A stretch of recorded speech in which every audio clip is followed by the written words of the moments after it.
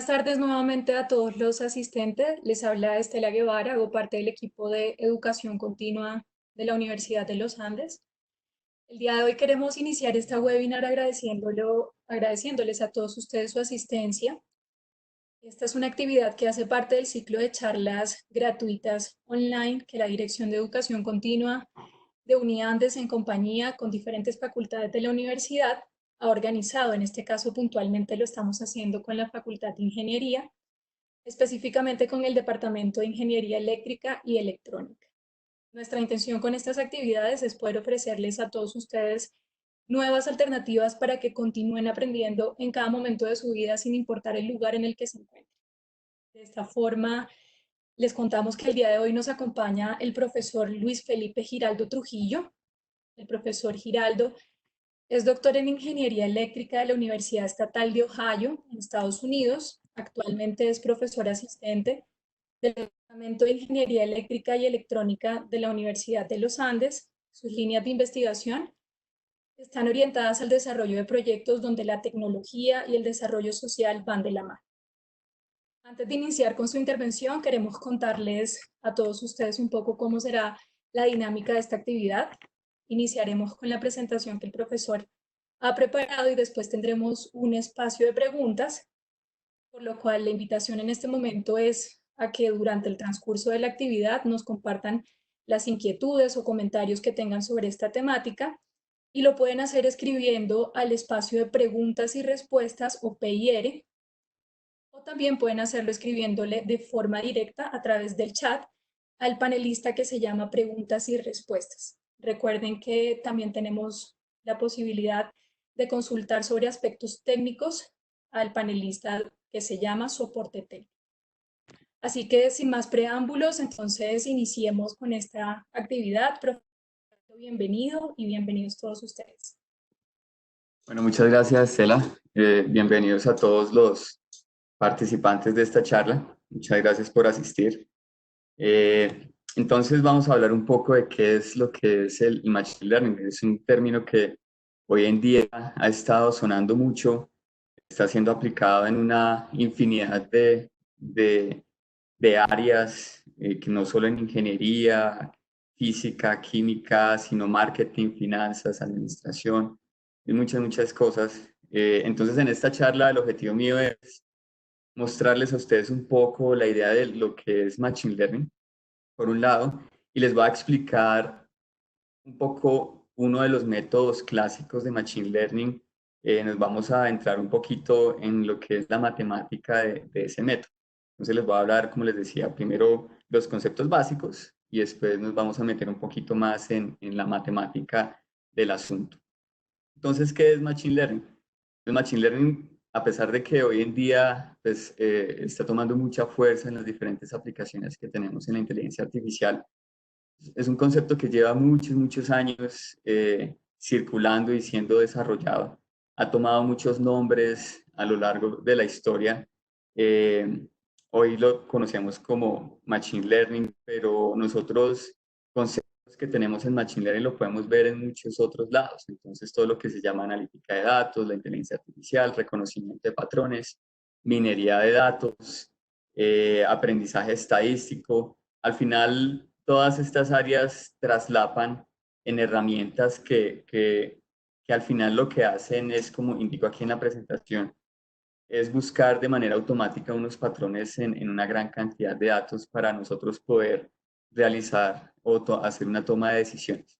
Entonces, eso es lo que es Machine Learning, nosotros poder encontrar unos modelos basado en esa búsqueda automática de patrones. ¿Qué es un patrón? Pues es una regularidad que nosotros podemos encontrar en los datos. Nosotros como humanos somos bastante buenos en encontrar regularidades de este tipo en diferente tipo de información, pero nosotros necesitamos la ayuda de máquinas para nosotros lidiar con una gran cantidad de información de una manera que es muy rápida.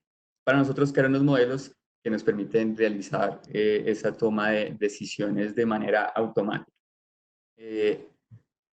Entonces, vamos a la siguiente diapositiva. Ejemplos de aplicaciones que nosotros podemos tener. Por ejemplo, una aplicación que estamos trabajando es la detección automática de fallas en paneles solares. Entonces sabemos que si nosotros tenemos algún golpe en un panel solar, polvo, hay una sombra, nosotros tenemos que estos paneles no van a trabajar en su potencial total. Entonces nosotros de una manera automática necesitamos detectar esas fallas en los paneles solares para tomar acciones al respecto. Entonces el entendimiento de escenas en imágenes y videos es muy importante. Por ejemplo, tenemos prótesis robóticas para rehabilitación, personas que tienen una prótesis que es un robot, que las articulaciones de alguna manera tienen que tomar decisiones basadas en las actividades que está realizando la persona, pues requieren una inteligencia, entre comillas, para poder que la persona camine bien, haga sus actividades de manera correcta. Ese es un trabajo que estamos realizando en el laboratorio. Nosotros estamos precisamente aplicando unos algoritmos de Machine Learning en conjunto con un laboratorio de la Universidad de Michigan, donde nosotros analizamos precisamente este tipo de información. Por ejemplo, predicciones en series de tiempo. En un sistema fotovoltaico, por ejemplo, es fundamental nosotros poder predecir cómo va a cambiar la irradiación solar, porque dependiendo de eso, pues uno hace cierta gestión de la energía. Entonces, poder predecir a futuro qué es lo que va a pasar con la irradiación solar es clave. Entonces, eso lo utilizamos también o lo hacemos utilizando estos métodos de Machine Learning. Por ejemplo, detectar de manera automática o más bien encontrar de manera automática políticas de comportamiento donde nosotros podemos en una comunidad saber cómo definir estrategias de cooperación financiera informales. Entonces nosotros también es algo que estamos desarrollando en el laboratorio, 2 veces ganador del premio de Google. Entonces nosotros con Machine Learning podemos hacer infinidad de cosas. ¿Qué es lo que es Machine Learning? Precisamente descubrir patrones o regularidades en los datos para analizar comportamientos, para hacer predicciones, para tomar decisiones. Y estas aplicaciones que les acabo de mencionar son una de muchas, muchas otras que nosotros podemos encontrar hoy en día. Ahora, la pregunta es, ¿nosotros cómo podemos descubrir esos patrones, cómo podemos encontrar esas regularidades de una manera automática? Esa es la pregunta fundamental.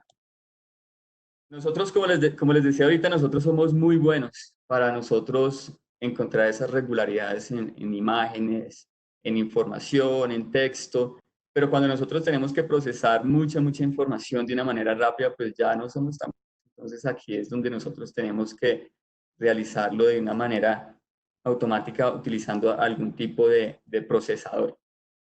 Entonces, voy a ilustrar el ejemplito que siempre doy en mis cursos, el concepto de Machine Learning, o uno de los tantos conceptos que tenemos en Machine Learning, eh, y vamos a ver entonces cómo podemos resolver esto. Entonces, supongamos que tenemos el siguiente problema. Tenemos una banda transportadora. Esa banda transportadora transporta pescados. Tenemos una cámara que le toma fotos aquí a los pescados y nosotros queremos automatizar ese proceso de tal manera que de manera automática nosotros podamos seleccionar ese pescado, podamos definir qué tipo de pescado es, un salmón o un bagre. Nosotros sabemos que en esa banda transportadora fijo van a haber peces, van a haber pescados, y sabemos que va a ser alguno de esos dos, va a ser o salmón o bagre. Lo que tenemos que hacer es determinar cuál de esos dos es, cuál clase es salmón o bagre. Entonces, sumamos que estas son dos muestras que nosotros tenemos de bagre y de salmón. Nosotros vemos que, por lo menos visualmente, nosotros vemos claramente que hay un patrón diferenciador entre lo que es bagre y salmón. Entonces, lo primero que vamos a hacer nosotros es tratar de extraer información que sea útil para nosotros poder diferenciar estos dos. Entonces, la pregunta es, ¿cuál información es relevante para diferenciar el uno del otro?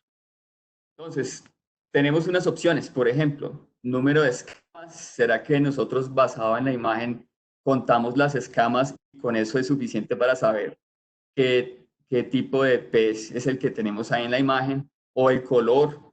o por ejemplo el número de ojos o el tamaño. Entonces la pregunta es, nosotros, ¿qué tipo de información es la que necesitamos extraer para poder nosotros tomar esa decisión? Si lo que tenemos en la imagen es un salmón o si lo que tenemos en la imagen es un bagre. Entonces, si ustedes ven, yo creo que, por ejemplo, estos dos tipos de información, como dice el compañero en el chat, claro, es el color y tamaño. Entonces, muy bien, entonces el color y el tamaño precisamente puede ser esa información que nos pueda determinar o diferenciar entre esos dos. Entonces, es el primer paso que nosotros tenemos que hacer, empezar a encontrar esa información que pueda ser útil para diferenciar los dos. Si nosotros tuviéramos una tarea diferente de, por ejemplo, diferenciar entre un pescado, entre un pez y lo que no es pez, entre algo que no es pez, nosotros lo más probable es que no miremos tanto el color y el tamaño, sino que miremos la forma. En este caso particular, en este caso que tenemos de automatización, nosotros requerimos es otro tipo de información, que es el color y el tamaño, para poder diferenciar entre bagre y entre salmón.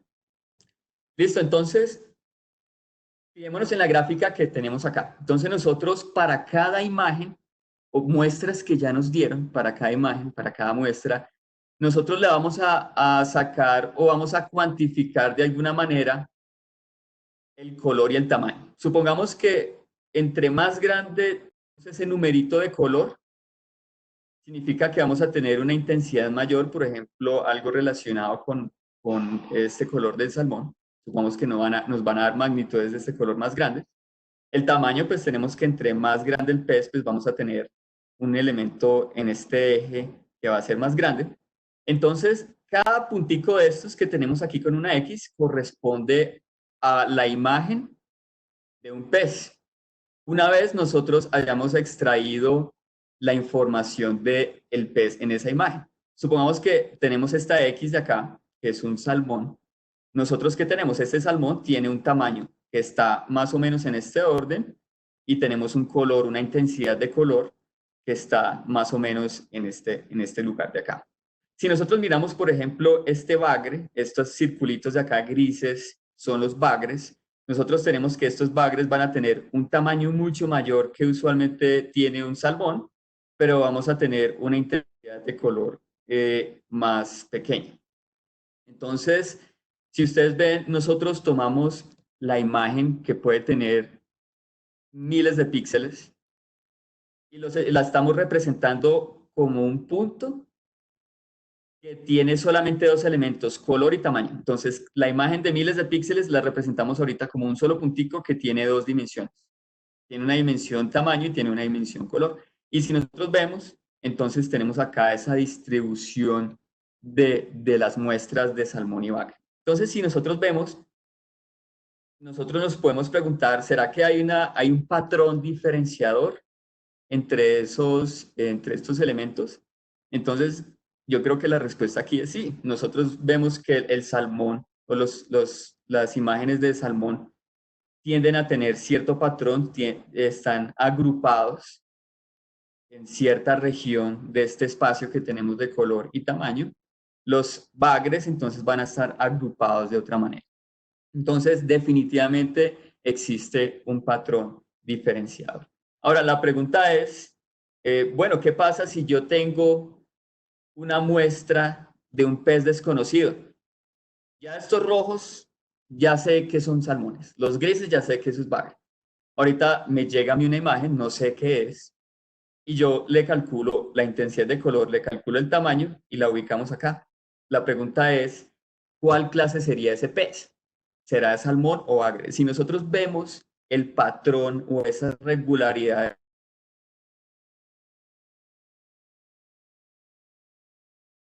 o sea que sea un salmón. ¿Por qué? Porque es que está muy cercano a ese patrón de los salmones, que es diferencia de los bagres.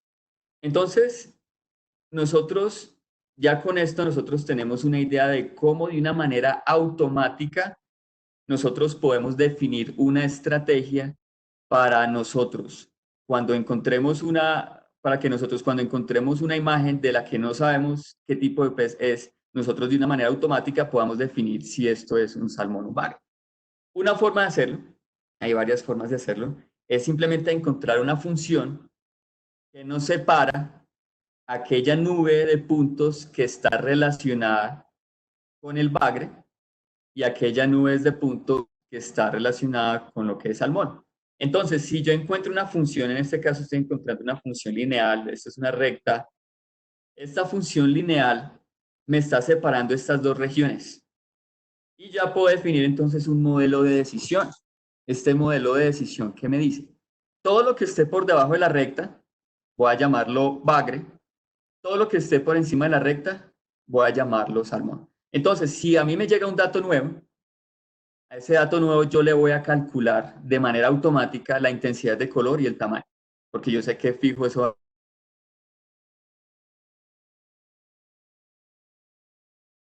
espacio. Y como yo ya tengo,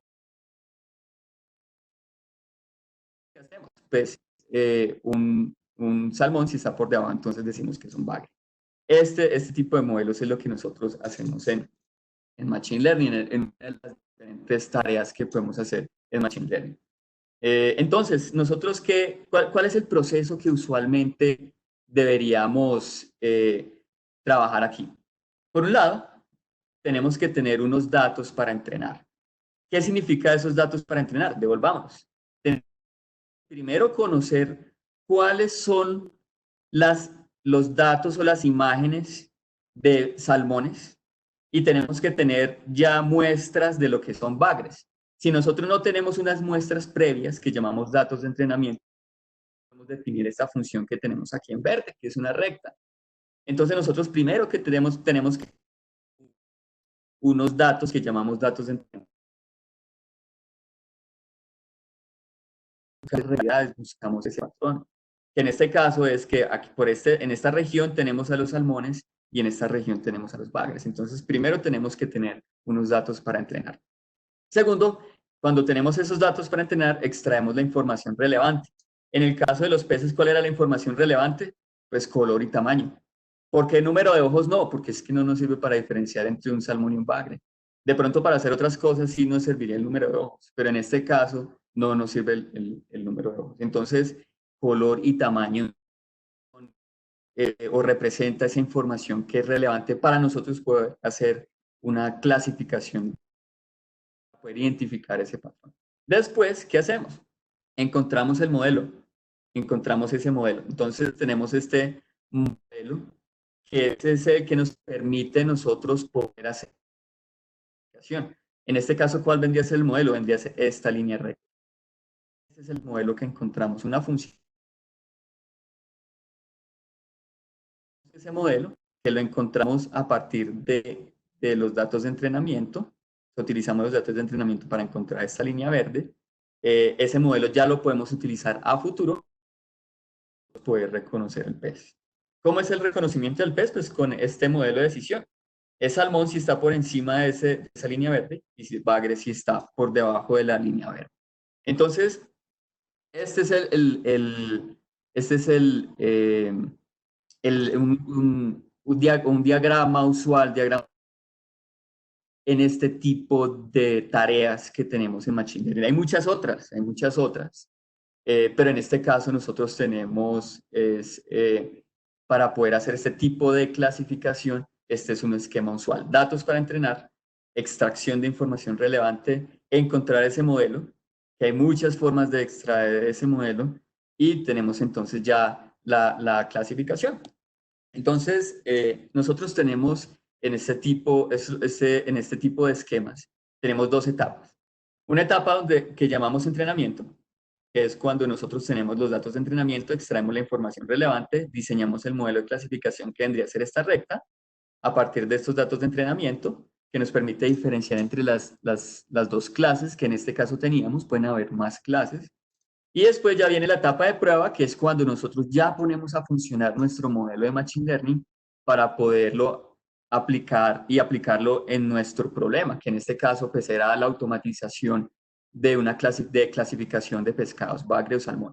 Entonces ya cuando nosotros tenemos el modelo listo, lo vamos a aplicar en nuestra banda transportadora Entonces nos llega el dato desconocido, el pez que no sabemos si es salmón o bagre, le extraemos la información relevante que vendría a ser el tamaño y el color, y ya como nosotros tenemos ese modelo entrenado, que es esa recta que encontramos, entonces nosotros le asignamos esa etiqueta. ¿Qué quiere decir la etiqueta? Salmón o bagre. Entonces, esto es lo que nosotros usualmente conocemos como un aprendizaje supervisado. De ahí viene entonces el nombre de aprendizaje. ¿Por qué? Porque el solo hecho de encontrar esta recta implica que nosotros tenemos que aprender de los datos. Si los datos estuvieran distribuidos de otra manera, pues la recta hubiera sido diferente. Esto es lo que nosotros conocemos como el proceso de aprendizaje. Y de ahí viene el nombre entonces Machine Learning, aprendizaje automático de máquinas. Entonces este es un ejemplo básico que nos muestra que en realidad Machine Learning a veces nos lo venden como algo por allá bien complicado cuando en realidad es algo bastante sencillo. Es poder extraer información útil, relevante de unos datos y que esa información sea informativa para nosotros poder encontrar regularidades. Y basado en esas regularidades, entonces encontramos una función, en este caso particular en clasificación, una función que nos pueda separar entre esas diferentes clases. En este caso, pues estamos viendo que las clases forman ciertos agrupamientos. Eso es, fíjense que con una recta, la ecuación de una recta ya vendría a ser el modelo de Machine Learning que nosotros podemos tener. ¿Y cuál es el modelo de una recta? Pues y igual a mx más b. Ese puede ser un modelo de Machine Learning.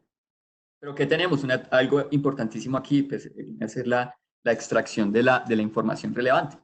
Calcular el tamaño, calcular calcular el tamaño y calcular el color, pues requiere algún procesamiento de imágenes. Entonces, hay que tener algún tipo de procesamiento en este caso. Entonces, alguien hacía, podemos hacer algún tipo de estimación de las distribuciones, claro, eso es otro tipo de métodos. Ahí en el chat nos preguntaban, este es otro tipo de métodos. Entonces nosotros podemos encontrar una distribución para esta clase, otra distribución para esta clase y aplicar entonces una regla, eso se llama una regla de máximo a posteriori. Pues es respondiendo a la pregunta que estaba haciendo alguien ahí en el chat. Entonces, esta es una forma de hacerlo, hay muchas otras formas de hacerlo. En este caso, nosotros encontramos una función que separa este método, esta forma de hacerlo se llama una forma discriminativa, un método discriminativo para realizar eso. Entonces, ahora la pregunta es, nosotros, ¿cómo podemos encontrar ese clasificador que separa los datos rojos de los grises? Nosotros podemos aplicar muchos métodos, hay muchos métodos que han sido propuestos. Nosotros en este ejemplo en particular, pues podemos hacerlo a ojo. Pues aquí yo digo, no, venga, esta es la recta, listo, ya quedó mi modelo de Machine Learning. Pero la pregunta es, ¿qué pasa si en mi problema yo no solo tengo color y tamaño, sino que tengo otras 20 características de la información? Entonces, como digamos, tengo otras 20 variables, entonces tengo color, tamaño y tengo otras 20, entonces fíjense que ya no lo puedo graficar como lo estoy graficando acá, yo no lo puedo realizar de manera pues, a ojo, al tanteo. Entonces tenemos que, obviamente, definir algún método para nosotros encontrar esa recta. Entonces aquí es donde vamos a explicar uno de los tantos métodos que hay para encontrar la recta. No necesariamente o no siempre utilizamos recta, nosotros podemos utilizar funciones no lineales. Y obviamente es muy común, una red neuronal es una función no lineal, es precisamente una función no lineal que nos separa esos datos. Aquí yo les voy a explicar un método muy básico que precisamente nos permite encontrar de manera automática esa recta, que permite encontrar esa regularidad en los datos. Para lo que voy a explicar aquí, sí necesitamos un conocimiento básico de álgebra lineal. Ese sí, si nosotros queremos profundizar en Machine Learning, como es el nombre de esta charla, nosotros necesitamos tener conocimiento de álgebra lineal, necesitamos tener conocimiento de cálculo y necesitamos tener conocimiento de probabilidad si queremos profundizar. Si nosotros no queremos profundizar, pues nos vamos a las herramientas y eso es lo que ha popularizado el Machine Learning hoy en día y es que nosotros ya tenemos disponibles muchas herramientas de programación para que cualquier persona que de pronto no tenga esos conocimientos de matemáticas, eh, pues puedan acceder o puedan utilizar ese tipo de herramientas. Pero aquí entonces yo sí les voy a explicar qué es lo que está por dentro de uno de esos métodos para que ustedes vean en qué consiste este tipo de métodos. Y es que conocer qué es lo que hay por dentro de estas funciones que hay en estos entornos de programación nos permite precisamente tener criterios para nosotros saber o elegir cuál método es mejor que otro. Si nosotros no sabemos qué es lo que está haciendo por dentro, pues es difícil nosotros conocerlo. Entonces hay que tener esos conocimientos. Lo que siga en adelante va a asumir que ustedes ya conocen muchas cosas de álgebra lineal. Entonces voy a explicar un método que se llama el discriminante lineal de Fisher. Resulta que el discriminante lineal de Fisher lo que hace es utilizar el concepto de proyección en una sola dimensión. Es concepto de proyección dimensional. Ahí me preguntan que si es necesario cálculo, si cálculo diferencial e integral es suficiente. ¿Sí? Pues, y cálculo en varias dimensiones, que es multidimensional, es necesario también. Bueno, entonces aquí vamos a ver el concepto de proyección unidimensional. Entonces, en este concepto de proyección unidimensional, nosotros vamos a poder encontrar ese modelo que separa esa recta, esa recta. El discriminante lineal de Fisher es un método que es clásico en Machine Learning. Alguien una vez me dijo, no, es que esto es lo último en Guarachas. No, fue propuesto en 1936 por Fisher e inicialmente fue aplicado en eugenesia. Eugenesia era esa rama que intentaba esos estudios que intentaban tratar de encontrar la raza superior. Entonces ellos utilizaban muchos métodos estadísticos para poder analizar eso. Obviamente, pues eso ya no se hace, o por lo menos que yo sepa, no se hace. Pero el método en realidad es bastante poderoso y tiene eh, en su formulación matemática tiene unos beneficios o unos beneficios matemáticos. Entonces, es muy, muy utilizado. Y es clásico precisamente para encontrar esta red. Entonces aquí es donde empezamos con álgebra lineal básica. Entonces, nosotros tenemos la ecuación de una recta, supongamos que tenemos dos variables, aquí x2, x1.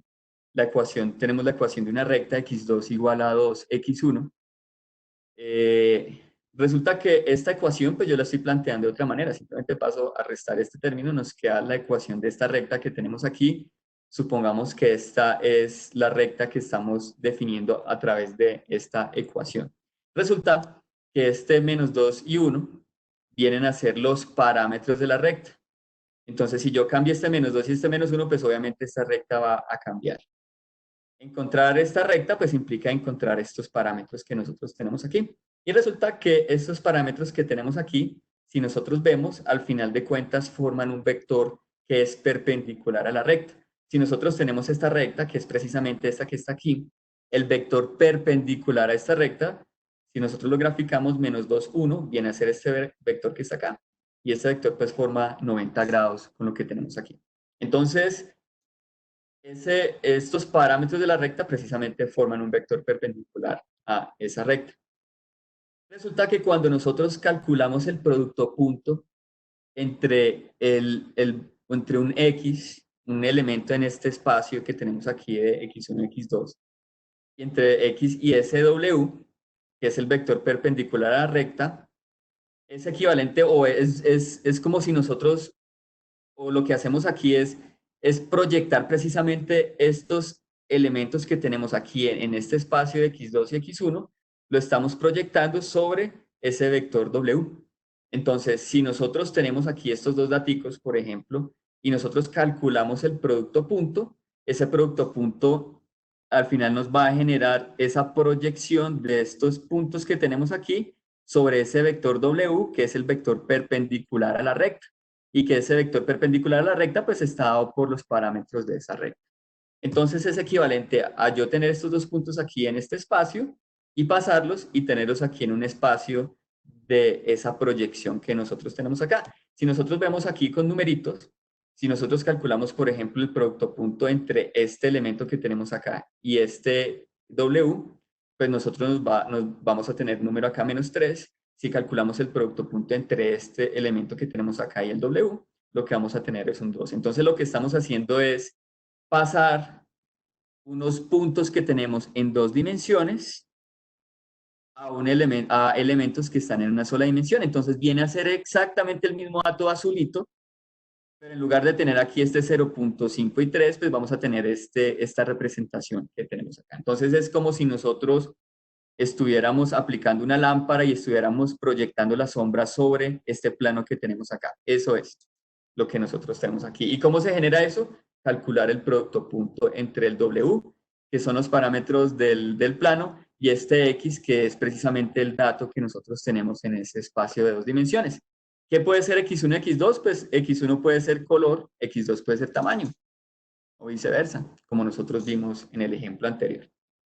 Si nosotros cambiamos esta recta, el W obviamente también cambia, por lo tanto la proyección de los datos también cambia. Entonces, la pregunta fundamental aquí es, ¿cuál plano me serviría más a mí? Por ejemplo, tengo aquí una serie de datos. Si ustedes ven aquí, yo tengo unos datos. Estos datos en ambos, por ejemplo, estos y estos que están acá, son exactamente estos mismos. Ustedes ven, son exactamente los mismos datos. Pero lo que tengo son dos rectas diferentes. Estas rectas que tenemos aquí en verde.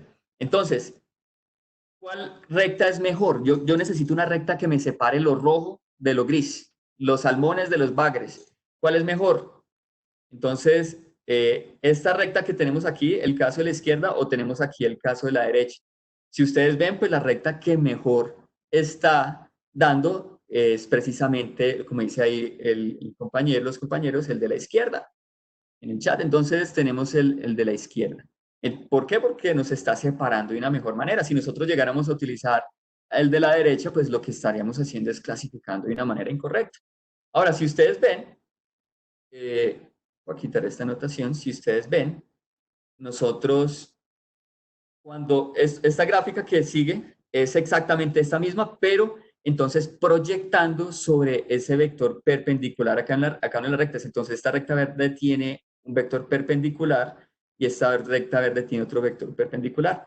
Si nosotros vemos las proyecciones, si nosotros vemos esta línea verde, cuando yo proyecto el vector perpendicular a esta línea verde, los datos proyectados, o sea, la sombra de esos datos, van a quedar de esta manera. Tenemos los rojos a un lado y tenemos los grises a otro lado. Mientras que en el de la derecha tenemos los rojos y los grises todos mezclados. Entonces, es obvio que la recta verde de la izquierda es mejor que el de la derecha, y en términos de proyección, entonces tenemos unos datos proyectados que están separados en la proyección de la izquierda, en la proyección de la derecha, entonces tenemos unos datos que están mezclados.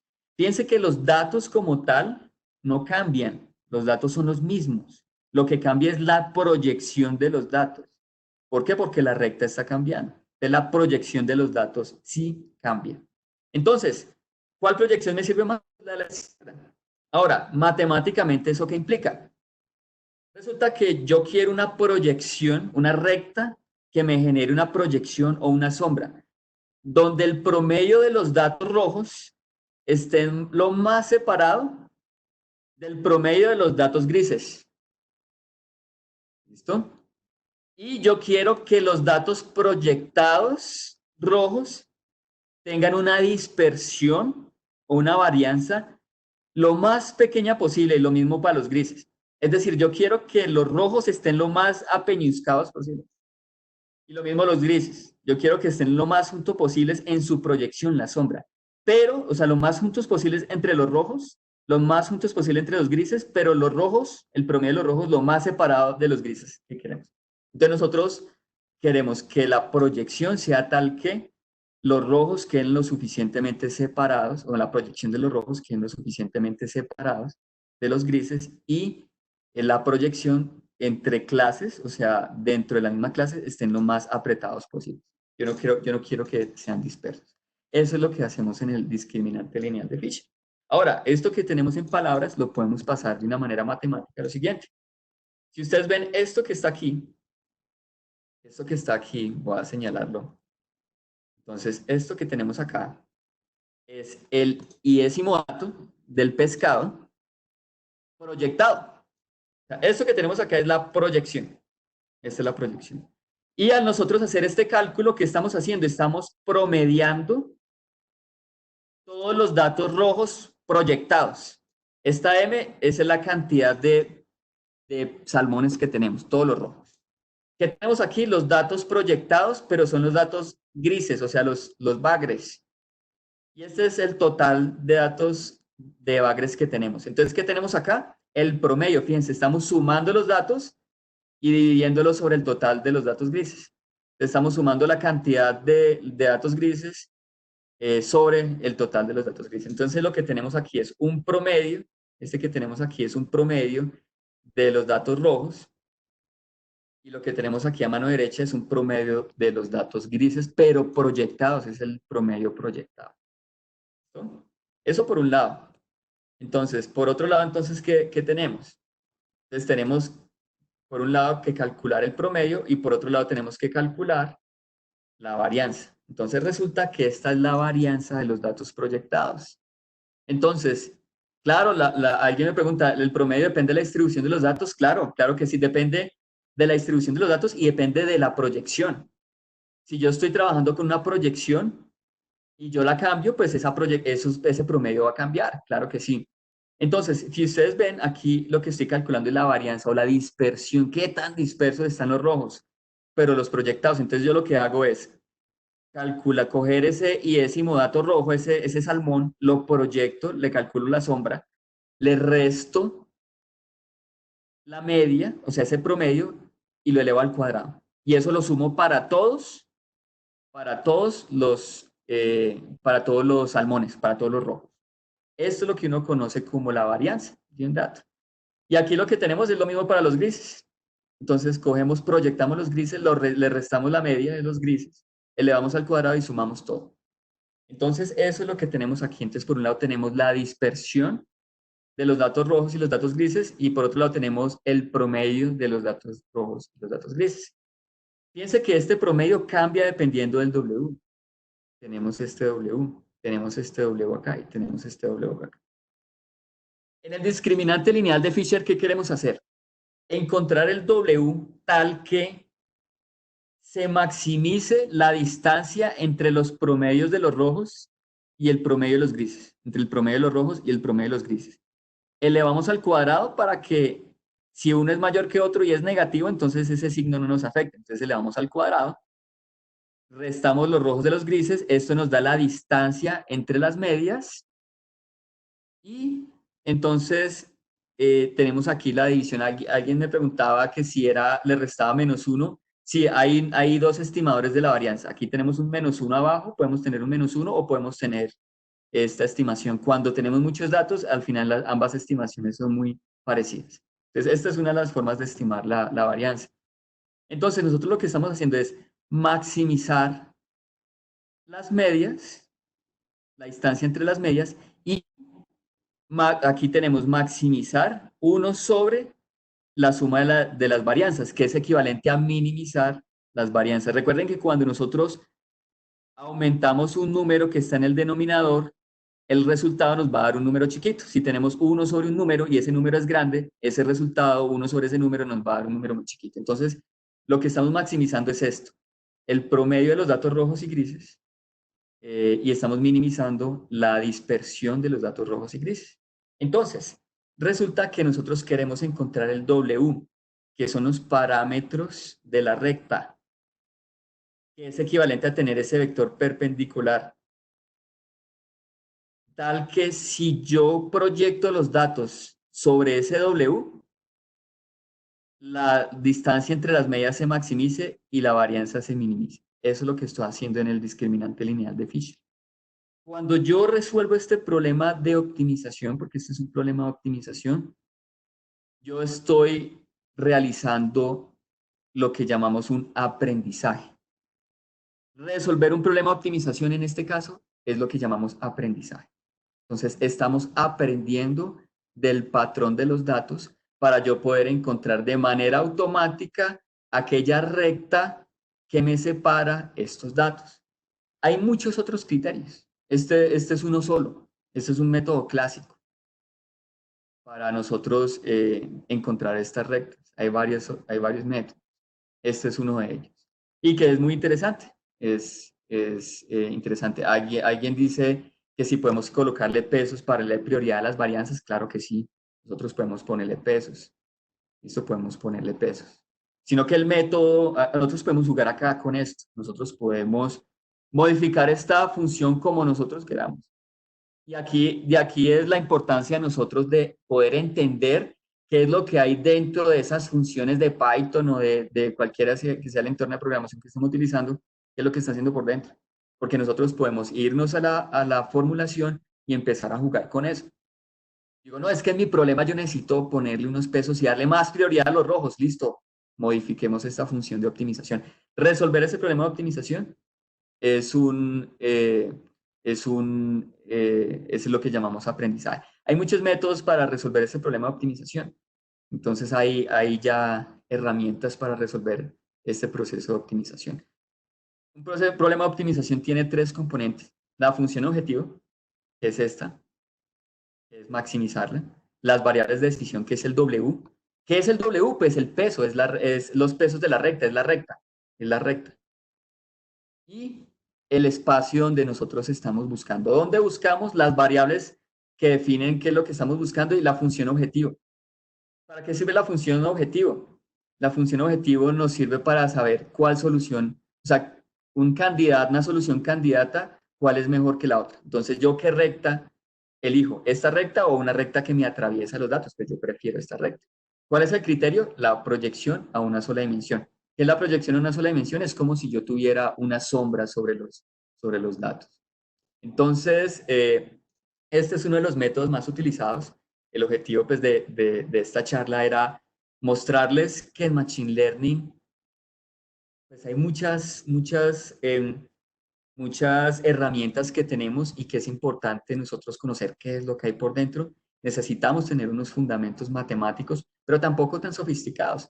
Álgebra lineal básica, cálculo, probabilidad, por lo menos saber qué es una media, qué es una varianza, y fíjense que con eso ya fuimos capaces de sacar un método clásico de Machine Learning. Si empezáramos a hablar de redes neuronales, las redes neuronales también son en realidad súper fáciles de entender, sino que pues el nombre como que dice, uy, red neuronal, pero en realidad esto es un concepto que no es difícil de entender. Y casi siempre llegamos a un problema de optimización. Y ya hay herramientas que nosotros utilizamos para la optimización y nosotros podemos jugar con estas herramientas. Entonces, como les decía, redes neuronales, bueno, alguien me preguntaba, no, hay herramientas que ya están listas, uno las utiliza, no es que uno pues no sé si entendí mal la pregunta, no es que uno las tire, sino que uno las utiliza, uno utiliza estas herramientas. Entonces, por ejemplo, en Python hay muchas herramientas, hay paquetes que nosotros podemos utilizar, eso es gratis, hay software que no es gratis, que también es muy bueno para utilizar. O nosotros podemos, si nosotros en nuestro problema necesitamos irnos y realizar nuestras propias formulaciones porque las que hay en los paquetes que ya tenemos no son suficientes, pues entonces ahí es donde empezamos a utilizar estos conceptos. Una red neuronal, entonces, ¿qué es lo que hace? Es precisamente, nosotros estamos hablando ahorita de una recta para poder separar entre salmones y bagres, pero ¿qué pasa si tenemos unos datos como los que estoy pintando acá? Pues una recta ya no me los va a separar, entonces necesitamos algo no lineal, una red neuronal. ¿Qué es una red neuronal? Es una función no lineal que nos separa esos dos. Eso es una red neuronal. ¿Listo? Eso es una red neuronal. Hay unos árboles de decisión, entonces los árboles de decisión lo que hace es precisamente hacer una partición de este espacio. Entonces, si ya tenemos salmón, bagre y no sé, cachama, entonces queremos separar esas tres clases. Entonces podemos utilizar otro tipo de métodos o tipo de funciones que nos permiten separar este espacio. Y si nos ponemos a ver esas funciones, en realidad no son funciones que no son complicadas de entender. Una vez nosotros tengamos esos fundamentos básicos para nosotros poder hacer esto. Entonces, esto que acabamos de ver es lo que nosotros llamamos un aprendizaje supervisado. Aprendizaje supervisado. Entonces, dice, ¿cómo integrar los resultados en una máquina de vida real? Pues necesitamos un procesador. Por ejemplo, en este caso, por ejemplo, separación vamos otra vez el del bagre. Entonces, nosotros cómo llegáramos, podríamos implementar esto en una máquina de verdad. Pues entonces, la ecuación de una recta, sí, es y igual a mx más b. Listo, entonces necesitamos m y b, que eran los w pues, que vamos a hablar ahorita. Necesitamos, bueno, en este caso sería una recta, pues, o necesitamos un plano, porque pues hablamos de dos dimensiones. Necesitamos alguna forma de calcular el tamaño del color. Necesitamos alguna herramienta de procesamiento de imágenes que tome la imagen y haga una estimación del tamaño del pez basado en la imagen. Algo que nos cuantifique el color, porque pues aquí esto es como, este concepto pues está un poquito vago, pero algo que nos cuantifique el color y eso lo implementamos. Entonces tomamos la imagen, internamente el procesador lo que tiene que hacer es calcular, tomar la imagen, calcular ese color, tamaño y tiene que aplicar la ecuación de la recta. Si está por encima de la recta, entonces decimos que es salmón, si está por debajo de la recta, entonces es bagre. Piense que la implementación en realidad no es difícil una vez nosotros tengamos la forma de extraer la información que es útil. Alguien preguntaba por ahí, bueno, ¿y cómo seleccionamos el número de variables? ¿Qué pasa si tenemos muchas más variables? Entonces, todo depende del problema que nosotros estemos tratando de resolver. Hay herramientas que, o más bien hay problemas que no necesitamos nosotros tener muchas más variables. Entonces puede que dos variables no sean suficientes. Si tenemos, no sé, por ejemplo, si en un vehículo autónomo hay un reconocimiento de una imagen, definitivamente necesitamos más variables para poder reconocer qué es lo que es un peatón, la calle, para poder entender la imagen. Entonces necesitamos muchas más variables.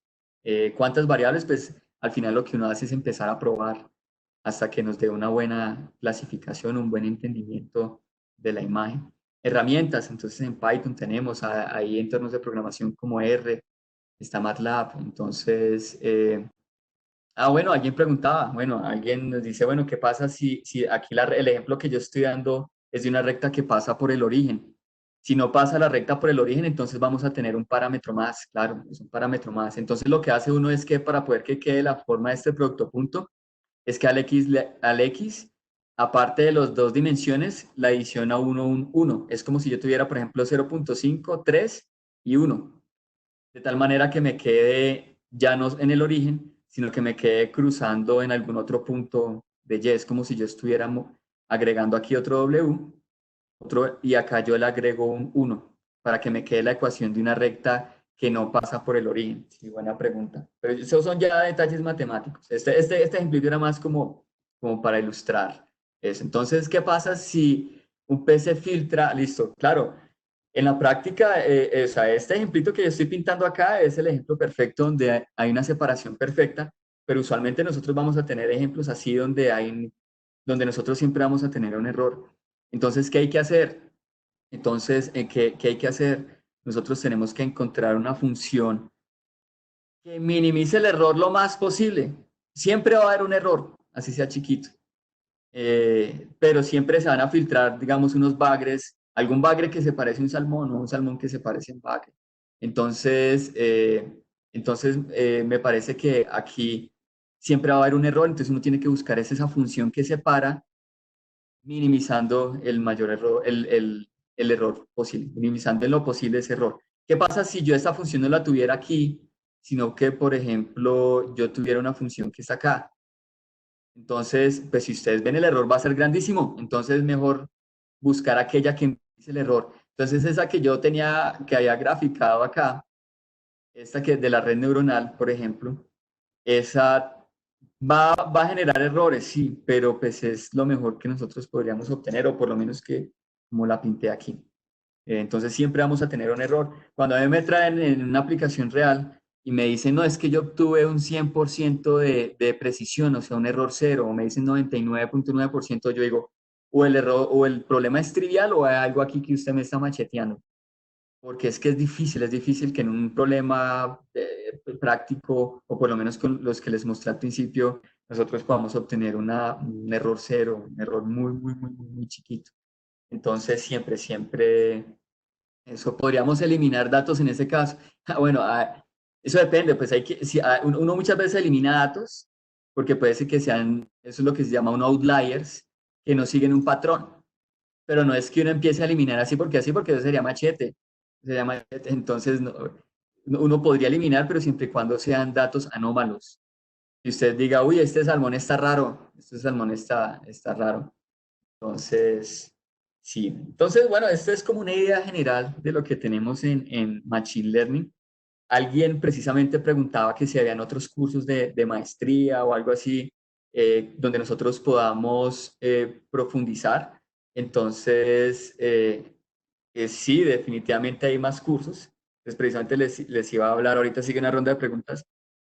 Precisamente pues, respondiendo a esa pregunta, aprovechando esa pregunta, nosotros este viernes vamos a dictar un curso que se llama Profundizando en Machine Learning. 2 días, es una maratón donde nosotros precisamente vamos a profundizar en estos aspectos de Machine Learning. No en programación, porque ya de eso hay muchos cursos, sino en la teoría como lo que acaba de explicar del discriminante lineal de Fisher.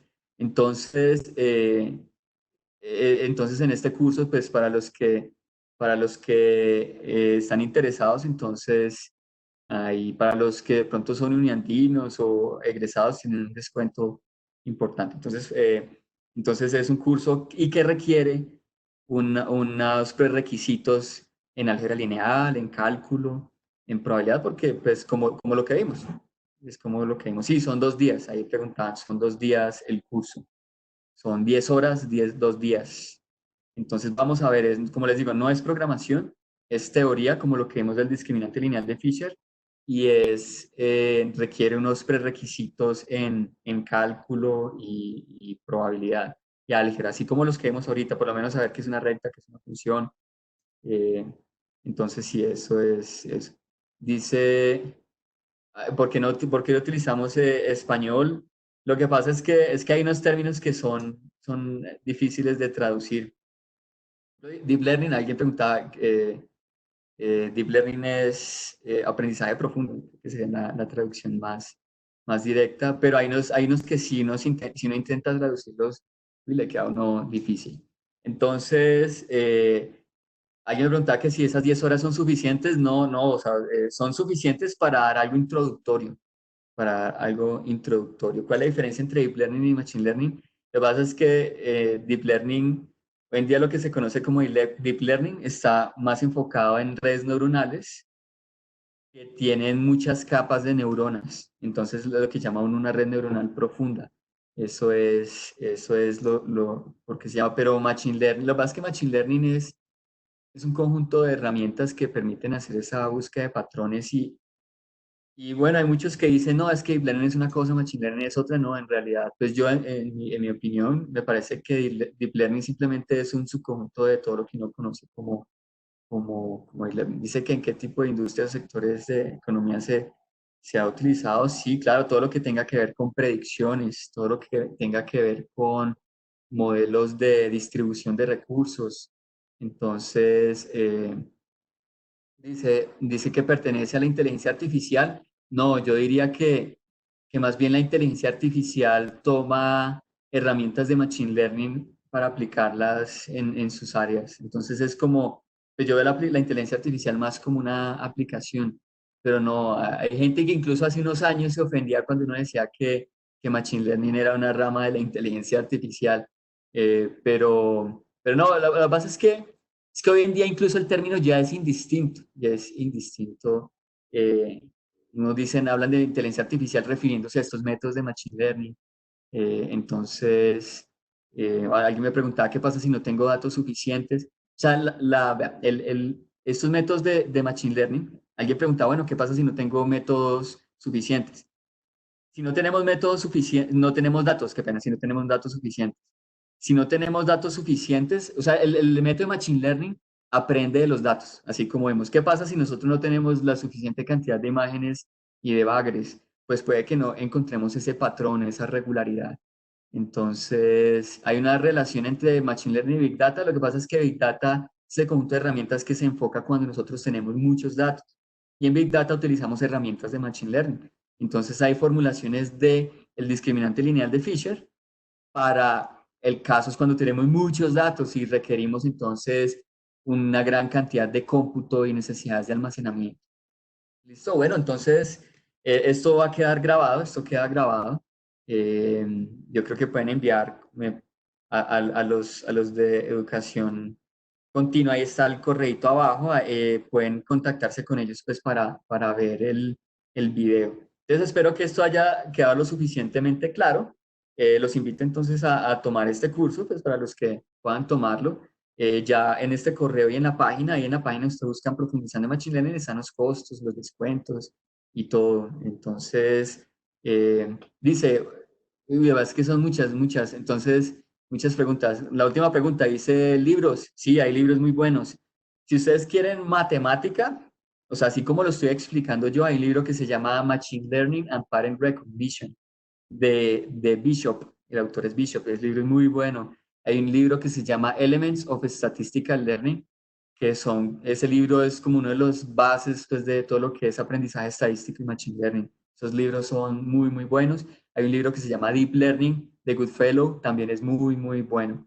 Entonces, ahí está para que empiecen a explorar. Si usted está flojo en matemáticas y quiere más la parte de programación, entonces hay libros más enfocados en Python, entonces Machine Learning en Python. Ustedes pueden encontrar pues, literatura útil. Ahorita eso está muy, muy, muy popularizado, pero sí les recomendaría como que traten de profundizar un poquito más en las herramientas para poder adecuar soluciones a sus problemas que se ajusten al problema pues, que se está tratando de resolver. Listo, muchas gracias. Yo no sé si los que me están, los panelistas aquí me van a dar unas palabras finales. Sí, llegaron bastantes preguntas. Muchas gracias, profesor, por contestarlas, los asistentes Mucho por gusto. enviarlas también.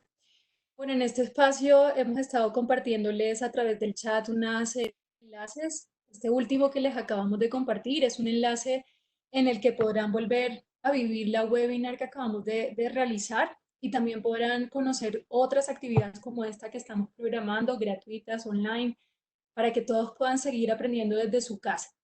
Puntualmente queríamos contarles de estas tres actividades que tenemos esta semana programadas para invitarlos también a que participen en ellas. El miércoles tendremos a las 5:30 una charla sobre COVID-19 y desigualdad. El jueves 23 a las 6 de la tarde tenemos el webinar de Paz en Colombia, ¿cómo vamos? Y el viernes a las 6 de la tarde tendremos la de botánica y sus usos económicos. La invitación es a que todos también participen en ellas y en ese enlace también puedan descubrir otros contenidos digitales que la universidad está ofreciendo en diferentes facultades y en diferentes unidades académicas.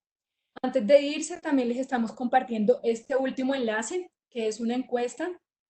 La invitación es a que nos colaboren, nos ayuden contestándola. Su opinión es sumamente importante para nosotros. Queremos saber cómo les fue en esta actividad, así que los invitamos a diligenciarla. Bueno, a todos muchas gracias por su participación, al profesor por su intervención y Muchas por gracias a todos por espacio. escuchar, por las preguntas. Perfecto, muchas gracias, profesor. Con esta actividad queremos continuar acompañándolos en estos procesos de aprendizaje, sin importar el lugar en el que se encuentren. Esperamos que esta actividad haya sido provechosa para ustedes y que nos sigan acompañando en el resto de actividades que acabamos de presentarles. Muchas gracias a todos. No, que Dios los bendiga, que estén bien. A usted, profesor. Gracias a todos.